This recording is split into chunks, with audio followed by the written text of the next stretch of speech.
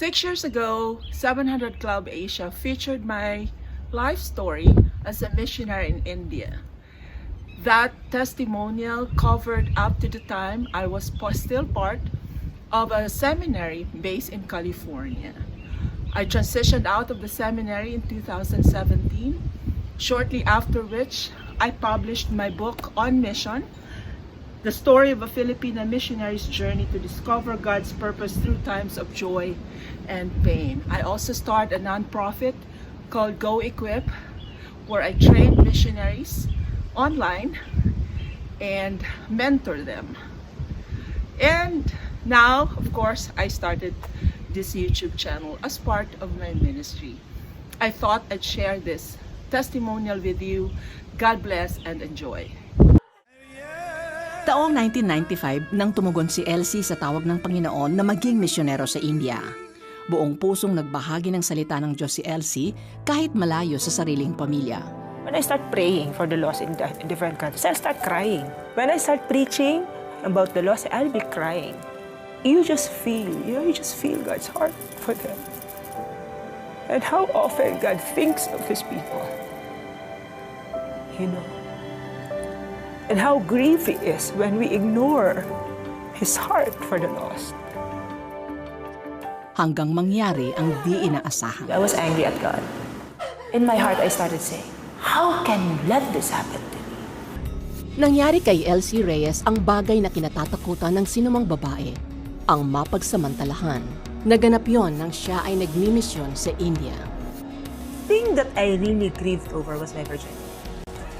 Naghahalo-halo na yung hatred, yung inis mo sa sarili mo. One thing that will attack you when something like that happen is shame. I can tell people, what will they think? What about men? Will they still take me seriously? Namuo ang galit ni Elsie sa lalaking umabuso sa kanya. At maging sa Diyos ay nagtanim ng galit.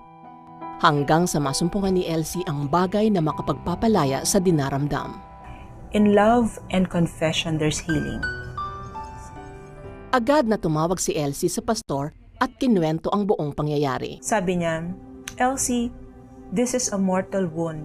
Take care of this wound properly because one day this wound will become a scar.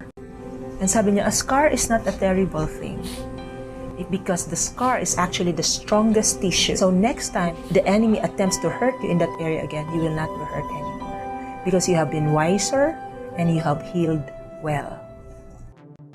Nang matapos ang gawain sa India, umuwi si Elsie sa Pilipinas at tinanggap ang pamumuno sa Asian Center for Missions.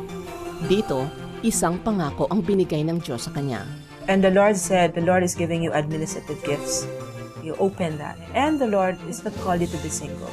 The Lord is preparing a man for you.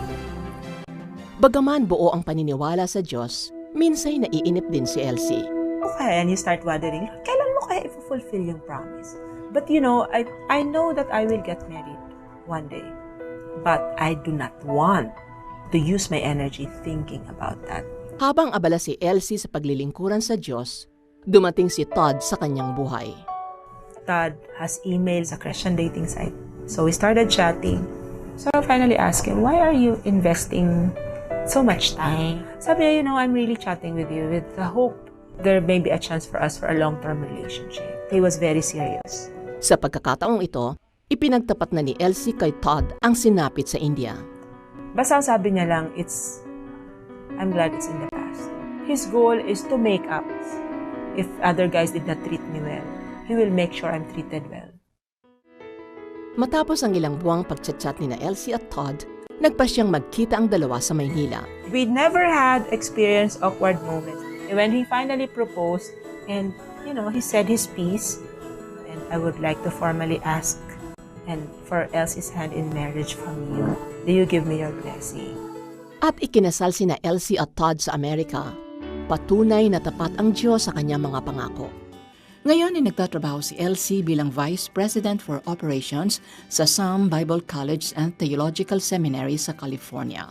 Ang paaralang ito ay nagbibigay ng training sa mga misyonero upang maipalaganap ang mabuting balita ng Panginoon sa Amerika at sa buong mundo. Sabi ko, Lord, what is your plan? Sabi niya, be a history maker in this land.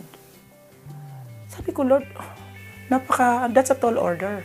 How can I be a history maker in this land? This is America. I'm a Filipino here. I don't even hold a US passport.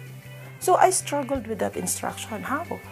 And then the Lord reminded me something. Sabi niya, it's because you understand history maker from a different perspective. So, what do we need to do? We need to go to Latin America. We need to go to Asia. We need to go to Africa. So yun ang goal namin. This year, I decided to focus sa Asia. And my husband is traveling with me kasi policy ng school, anytime I'm gone, more than 5 days, my husband has to travel with me. Sasagutin niya ng school.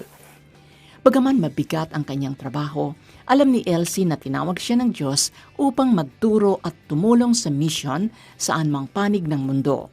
Nagtutungo siya sa iba't ibang bansa kahit walang tinatanggap na karagdagang sweldo para dito. Minsan ay tinanong siya ng mga opisyal ng paaralan kung kaya ba niyang gawin ito kahit mahirap. Sabi nila, do you think you can do this? Sabi ko, God has always, when the Lord assigned me to something, the Lord has always equipped me to do it. Tapos sabi ng isang board of directors, Dr. Cook, I have no doubt you can do this because you have already proven yourself over and over again. Everything you touch prospers.